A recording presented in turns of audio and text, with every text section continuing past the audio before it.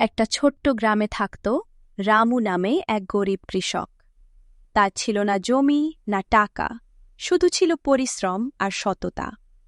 আজকের গল্পে তুমি দেখবে কিভাবে রামুর জীবনে এক অদ্ভুত ঘটনা তার ভাগ্য বদলে দেয় আর শেখায় একটা বড় শিক্ষা।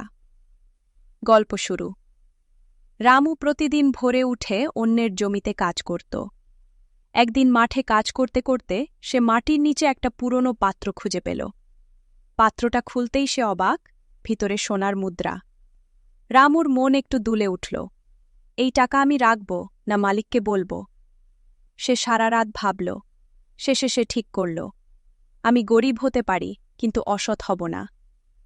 পরের দিন সে জজমির মালিককে সব খুলে বলল। মালিক খুব অবাক হয়ে গেল। সে বলল, এই টাকা তুমি পেয়েছ, তাই এটা তোমারই প্রাপ্য। তোমার সততার জন্য আমি খুব খুশি। শেষ অংশ। সেই দিন থেকেই রামুর জীবন বদলে গেল। সে নিজের জমি কিনল, সুখে শান্তিতে থাকতে লাগল।